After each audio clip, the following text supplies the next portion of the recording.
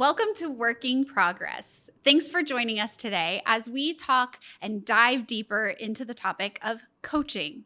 Today, our guest is Ryan Lisk. Ryan, thanks for joining us. Hey, I'm glad to be here. What episode is this of Working Progress? Was my I think first we're question. at like 7, maybe. I We think just I've started watched all this. 6, just so you know. Awesome. Thank you. Houndtown. Thank you. I just watched Houndtown on the flight out here. That's a good one. Well, thank you for being here. Ryan is you describe yourself as a trusted business partner of the RealTime Coaching program, the complete leader, and you say that you select the best in different professional settings. So what does that mean, Ryan? Which part? Selecting the best or all of it? The first question I ask any new client, I always ask, what percentage of your results relies on other people? Then it starts from there. So I'm looking for somebody to say at least 50%. Well, if I asked you what percentage of your results relies on other people, what would be your answer? Far more than 50%. Maybe 90? Close. Maybe 100. Maybe more than that. Yes. I mean, I could probably argue if we don't have people taking assessments, we don't have Fair. a business at all. Fair. So that's my first question. And then from there, I'm saying things like, well, what do you do with your people? Like, are you doing any hiring? So if they say yes, we can talk selecting the best. All the other stuff falls under development. So team building, onboarding, coaching, which is what we get into, leadership development. So those are all the things that happen after we select the best. So like my cheesy car sales guy slogan would be select the best and develop the rest. Ooh. I know, super cheesy. So that feels like a bumper sticker. Yeah, maybe not, but there might be a book about that, huh? Yeah. So, and then of course, coaching falls into that development category. Got it. And so you use something called RealTime Coaching, and I have a personal connection to this that I'll share. So my other half got to participate in one of these programs when he was part of an organization that brought this in. And he actually uses your stuff. He actually talks about it. So well, that's good to hear. Right? I mean, we design it so people can use it. That's part of the appeal of it. I hope. I love it.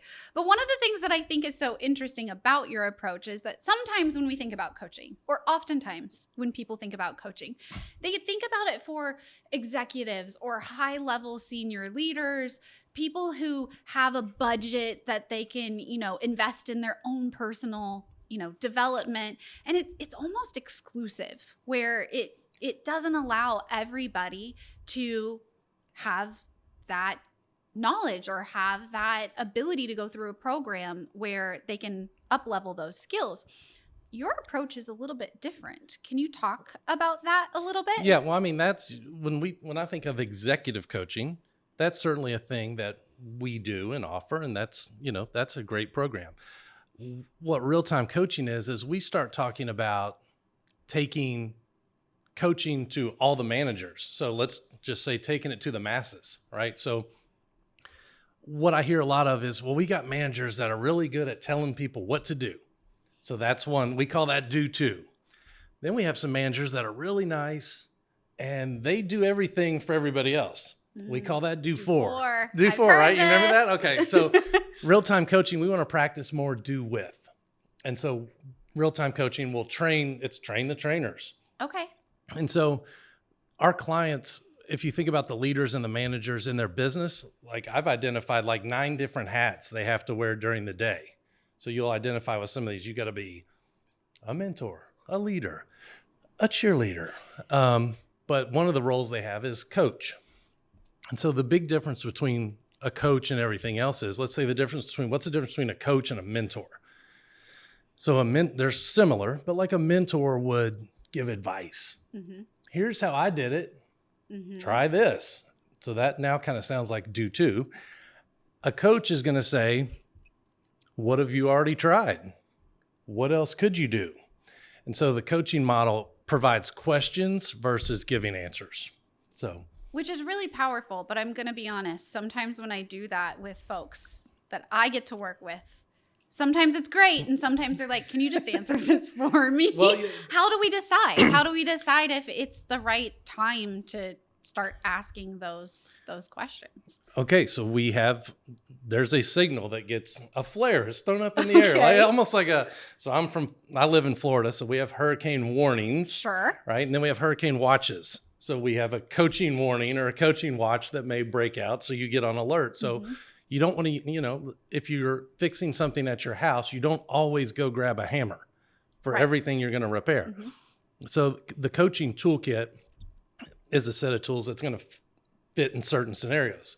So for instance, we use the term, are your scales out of balance? If there's complaining and grumbling, someone's scales are out of balance because the two sides of the scale are what I want and what I think I'm getting. So when they're in balance, there's no coaching necessary. When they're out of balance, how do we get back in balance? That's the trick. So sometimes they just tell me what to do. Stop asking me, especially if they know I'm a coach. And I'm like, well, tell me, how do you think that's working for you? And they're like, stop with that already. Like, just tell me what to do, And so if someone's coming in and they're complaining and grumbling to me on a call, I'll say something like, hey, do you want my advice on this or what I would do? Do you want me to coach you and ask you what your next options are? Like, what do you want from me right here? So I'm asking them, what hat do you want me to put on? That's so powerful and gives you or whoever that person is the ability to not guess or guess poorly. Like, oh, I think you want me to tell you what to do. And really, they didn't want you to tell them what to do. They wanted just for you to listen. It's silly, but I just ask. I mean, I know that seems ridiculous of like, are you just venting? Sure. And then I'm going to, you dump all this and then I'm so sounding board is one of our 9 hats that we wear, yeah, right? that's a good one. You hear that one a lot. Mm-hmm. So do you want me to just be sounding board or do you want help? So, and usually they'll have a pretty clear answer on that. Like, nope, I just need to vent and I'm good. Okay. Right. See ya. So it seems simple. It's not. Or is it? No. So the term I use is it's simple. It's not easy to do. Okay. So the model, I specifically design it to be, I use the term simple, practical, and valuable. So there's 4 questions and we put them in an acronym. So the coaching model is made up of what we call WDIP. Okay. Or my clients in Kentucky will say W-dip. Like we get that a lot. I W-dipped him and it worked great. Or I W-dipped him and it didn't work at all. I'm always going to remember this from now on. Well, okay. So that's the point. You can remember W-dip. And so W-dip, the 4 questions, WDIP, what do you want? What are you doing? Is what you're doing working? And what's your plan? So that's the coaching model. And that's really simple. Now, it's hard to remember that. So there's 2 times when you coach. One is when somebody else has a problem and they come in my office and they're grumbling and complaining about something they didn't get Sure. That's easy coaching. Because I can be like, well, how's that working? They're like, it's not working at all. I didn't get it. I was like, what are you going to do next? It's like the coaching's real easy. I don't really have any emotion in it. Advanced coaching is when I have the problem. My scales are out of balance. I need TTI to do something for me and they're not doing it. Like what am I going to, now I'm a little upset. I'm red. I'm getting emotional about it. Like that's more difficult coaching when I have to get somebody else to do something different. So just remembering WDIP in the moment is sometimes hard to do if you're new and you got emotion in it. You just want to yell and scream sometimes. Sure. Fair. But we do, we know emotion or our emotional intelligence, which we just had another podcast about not that long ago. So maybe go back and watch that one first before we get into the advanced level coaching. Yeah. Well, I mean, in our advanced manual, we now have a section, we have a module on emotional intelligence. I think that's it's just us, right? Talking. It's just me and you. It's like, it's the real-time coaching competitive advantage is we're teaching emotional intelligence. So if I'm a leader, you come in my office, you're complaining about something. And I'm like, that is so stupid, Brittney. What do you think? What are you doing? What are you thinking? Now I've made you feel like dirt. The emotional intelligence helps you say, not sure I would have tried that, Brittney, but what else we got? It's just a way of taking a breath and having a more professional response versus lashing out and making us feel terrible. I was going to say, that feels like a good thing. All right. Yes. Yeah. Yes. Take that breath. So would you say, is it fair to say that that's the most important aspect of coaching, is the emotional intelligence piece of it, or not? Ooh, okay. Or am I reading into that? That's a good question. I see two clear paths. Like, one is knowing the questions to ask. So that's like the nuts and bolts of the model. Sure. So maybe it's that, like, if I don't even know, if I'm not asking any questions, I'm not really practicing coaching. But then emotional intelligence, we work with, how do I coach different personality styles? Like, that's advanced coaching. That's like icing on the cake. Mm-hmm. So I may say that's real nice to have, but I would maybe go with the model first, which is why I divide it into two. Like, I give you the basics first. You got to learn W-dip first, and then we get to the advanced stuff. Okay. And why this model, Ryan? Why real-time coaching? Yeah, you said earlier in the intro that I practice real-time coach or something. I actually own the content. So, okay. I mean, I believe in it so much. I bought it, I think it was 2017-ish when I bought the content. So we've revamped it. We've brought it into post-COVID kind of like material, right? Yeah. So the training and all of those things, all the updates that go with it. It was originated from Dr. William Glasser.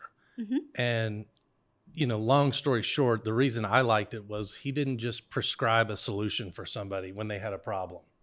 He didn't just tell them what to do. He asked them. It's like, how's that working? What do you think you could, like he used W-dip on them. There you go. Right? He used different questions, but those are the same kind of, now we've turned it into business, and he was doing, let's say, marriage counseling with it, right? Yeah. So I just sort of liked the idea of not assuming you knew what somebody's problem was. Instead of assuming, you asked them a question. In fact, this week I just wrote a blog, and it was called Assumption versus Inquiry, and what happens when there's a leaky bidet in the office bathroom. If anybody wants to go see that blog, there you go. I did see that, actually. Yep. So what's the point behind that one? Have you ever done a podcast that's gone to the level of a bidet? And like, no, we're going from Houndtown to bidet. Sorry, what did you ask me? So talk to us a little bit about that inquiry versus what did you say? Assumption, yes. Yeah, I think that's so we'll identify like three major mistakes leaders are making. This is one of them. Too many assumptions. Oh, I know why she did that. And you fill in your own story. Sure. You don't know. That's dangerous. Oh, so dangerous. That is dangerous. I think there's an old term that says when you assume, you make an ass in front of you and me, or something like that. I don't know. Yeah, sounds right. So anyway, your assumption may be right.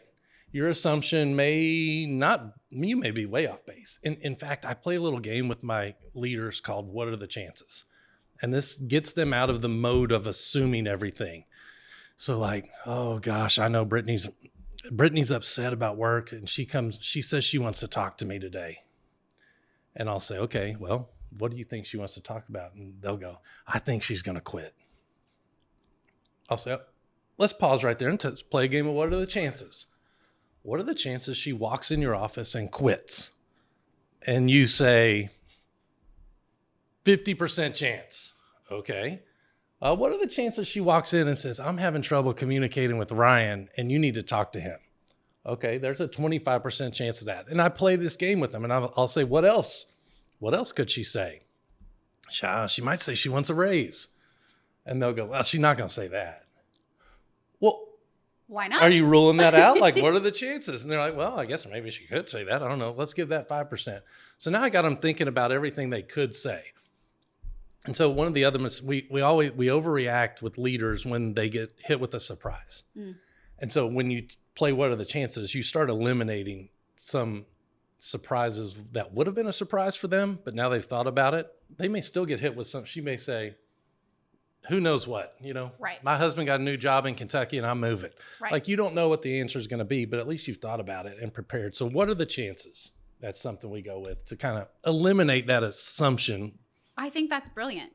And Simple. it reframes, right? It reframes the thought process and the mental headspace before you go into a conversation to kind of Sounds like you're talking about potentially emotional intelligence back there, too. you Like off when you the- think, like right? you're calming yourself down, you're worried Mhm. about something that may or may not even be true. Mhm. So Yeah.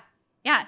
So it's not, I mean, coaching in general takes a lot of skill, but having that EQ and being able to just kind of go through the questions, right? Instead of assuming things. It sounds like those are two really easy, well, maybe not easy, they're really clear tips.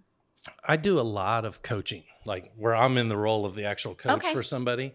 I think the toughest skill in coaching is listening. Like if I'm doing really good coaching, I'm tired at the end of an hour call with somebody because I've been dialed in, listening for what they're not saying, like really paying attention, taking notes.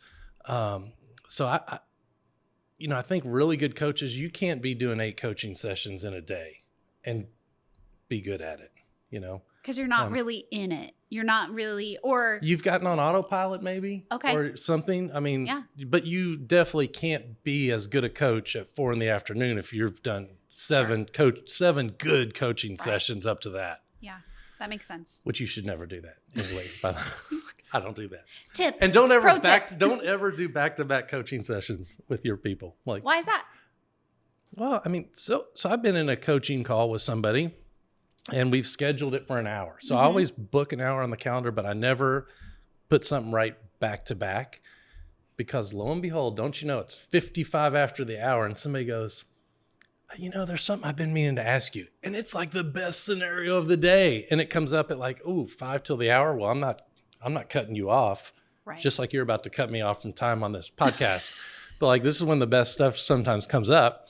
And so we'll roll with that topic for another 30 minutes or something. And so it's really just giving space and time for those things to happen organically. Yeah, I don't think, you can't coach based on time. Like coaching needs to be a process. And really like, this is something I should have said in the very beginning, but if I think about coaching, the idea of coaching is taking somebody from where they are today to where they want to go.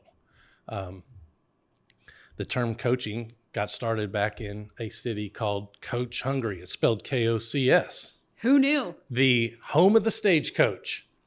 Really? And so it took people from point A to point B. Okay, my mind's blown a little bit. There you go. Right All right, now. there you go. So it all comes back to Hungary. But then as the story goes, it was used as a slang term in universities where students were calling their professors coaches because they got them from day one of class to graduation, got them through. And so I sort of like that approach. I'm helping you from where you are today to where you want to go. Right. And you make the time and the space for each person to be able to get there and to do that, which I love. I love that about this. Simple. This program. Not easy to do, but simple. But most things that are good aren't always easy to do. You got to put the work in. Yeah. I mean, you're putting the work in, and there's a lot of coaching programs that are out there. Google coaching programs and watch how many come up. So it's a competitive space. But I think, what makes real-time coaching kind of unique is we bring personality styles into it. And a lot of the coaching models only cover what I would call as basic coaching when somebody else has the problem. And like I say, that's easy coaching. We're going to get into, most of the time, the people I work with, they have the problems and they're trying to get people to do something different. Right. So I think that's sort of what makes ours a little bit different, including using the TTI. We use the Trimetrics EQ report for everybody that comes through real-time coaching. And we teach them about their behavioral style, their driving forces, how they look to others as a coach and a leader. Once they do that self-work, then they start reading others that come in the room, and they're now adapting their coaching style to fit the style of the person that comes in. So we call that the platinum rule of coaching and communication. So talk to me. Is there any other tip or trick? So I'm sitting here listening to this. I'm a listener of the podcast, right? And I'm going, yep, the majority of my time and my performance and my success depends on other people. This all sounds good, Ryan. But is there something I can do right now? What's that thing that I can do to get me from this point to that point? Hey, give me that. The RTC hack would be Yes. so. All right, so if I'm going to give a hot tip, let's go. It's do to, do for, do with, right? So the first thing I'm going to do is like, you've gotten where you are. If you're listening to this podcast, you're probably rolling, right? I mean, you're a high performer listening to this. Hopefully. Right? And so when you think about you as a coach, meaning you listening to this podcast, are you more guilty? Are you a do to person? Like, are you giving too many orders and not letting people figure stuff out on their own, like telling everybody what to do? Or are you more do for? You're doing things for other people. The majority of people I work with are do for. And there's a little bit of an aggressive do for. So I originally thought I was a do to, and then I quickly, I said do for people are kind of like hospital nurses. They want to help everyone, right? Let me get you what you need. So we have that sort of in the workplace. We also have me. I'm the aggressive do for or something where, I can do that better and faster than you can. So just get out of my way and let me get it done. That's do for, but it's a little gnarlier looking. I might identify with that a So, little bit right. too. So if I'm listening to this, I'm thinking, okay, where am I making my mistakes? Am I do to or do for? And then sort of break that down of what your go-to is and start working on that. Do more, do with by just asking a few more questions. Whether you ask WDIP or not, stop, breathe, stop making so many assumptions and ask a question. Really good. Really, really good tip. Changing gears just a little bit. There's been a lot of talk about all the different generations in the workforce right now. So we span this wide spectrum of different folks, the way they grew up, the experiences they had. Is there a different way to coach different generations, or does it matter? Is it really more about the person? I don't know. Have you found any patterns? Okay, so this generation question, it always kind of throws me for a loop. Like, I think I'm just not like an expert in identifying the differences in the generations. And I have my theory as to why that is. I think it's because I treat everybody uniquely and individually. Like, I don't really care when you were born. Sure. What your gender is, what your race. Like, it doesn't matter to me. Like, how can I help you get what you want? Like, that's sort of the thing for me. And I tell everybody, with real-time coaching, my process is the same, but the situation is always unique. It's never the same situation, but it's always WDIP, right? The answers are always different. So for me, for generations, I will say one thing. I was at that TTI conference in Boise. What if you're from Kentucky? I don't know. It's like, I was out there in Idaho, and I was listening to Davina.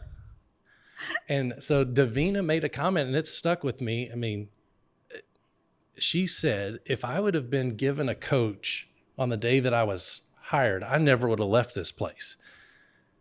So I never thought of myself as like a company benefit until now. And I think having a coach, establishing a coaching culture, like for me, an ideal client is somebody that wants to have this common language of WDIP across the organization. Like, coaching is not a job title. You don't have to be a CEO to be a coach. You have to think that 50% or more of your results relies on other people. Right. So coaching always has another person involved in a project or something going on, right? There's scales. So anyway, her comment stuck with me. And I really see coaches as not expenses, not trying to manipulate, but trying to be a company benefit. Well, and it's just empowering people, right? It's empowering everyone across all levels to look at the human next to you and help move them to a different space. We try to do the waterfall and let the people own. So there used to be an old Harvard business. Sorry, are you wanting to cut me off? No. I got time for one more story. Come on, bring it. Hope There was it's a good one. Oh, see, has there been a good one yet to this point on the podcast? There was an Harvard Business Review article called Who's Got the Monkey? So you talk about empowering people. We just want people to take care of their monkeys, right? So the article goes, the sales guy walked into the sales manager's office and said, hey, could you help me with this list file? And the do for manager says, sure, I'll be happy to help you. And the next sales guy comes in and says, hey, can you work up a quote for me on this Brittney project? And the nice do for manager goes, I got you. Well, his 4 sales rep come in and drop something on his desk. And the next thing he knows, he's got like, each one of those is a little cute monkey that comes in, and one of them's okay to take care of. It's nice. But now you got 4 monkeys kind of running around your office. Now you're getting behind. And so this guy had taken so many monkeys that didn't belong to him that he had to come into work on Saturday. As he's sitting in his office, he looks out his office window to the golf course and he's like, wait a second, my 4 sales guys are out there playing golf. And it's at that moment he realizes, I got to do something different because I'm taking care of monkeys that don't belong to me.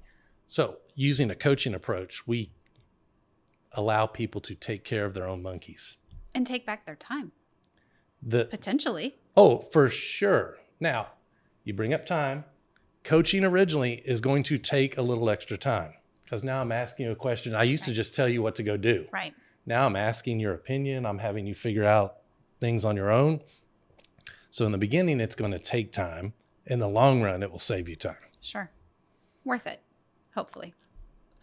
I hope so. I mean, I'm all about return on investment. So when somebody gets into my program, I'm like, look, you're spending, let's say it's 6 hours with me. I expect you to get X amount of money out of this. Sure. I want return on your investment. Like I want you to come out of here and say, well, much like this podcast, this is the best investment of my time all day. Right. Right. Right. All right. So now I am going to start cutting you off. We're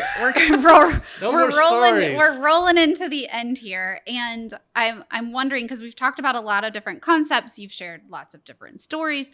So if we're sharing one thing, just one thing that you want someone to take away from a conversation about coaching that you feel is the most impactful or important, what is it? What's the one thing you want them to remember? Yeah, I mean, adding a coaching toolkit into your entire sort of plethora of tools you have as a leader or manager, that's what's worth it. So I always say, like, if you just gave me a grill and a piece of meat and a fork, I could go cook you a steak. But if you gave me some really nice tools and maybe a meat thermometer or some nice spices and some things to go with it, I could certainly make you a better steak. So most of the people I'm working with, like I say, they've gotten to where they are today, but adding some coaching chutzpah to their toolkit will, make them a better leader. It's going to help them get where they want to go. Mm-hmm. Solid one thing. Thank you. Thank you for joining me. Thank you. This was fun. This was a fun 30 minutes. Yeah. And for anybody that doesn't believe this wasn't scripted. We went for it. I mean, as we always do on Working Progress. Let's do it. Yes. Thank you. Yes. Thank you for being with us. Thank you for tuning into Working Progress. We look forward to seeing you on our next episode.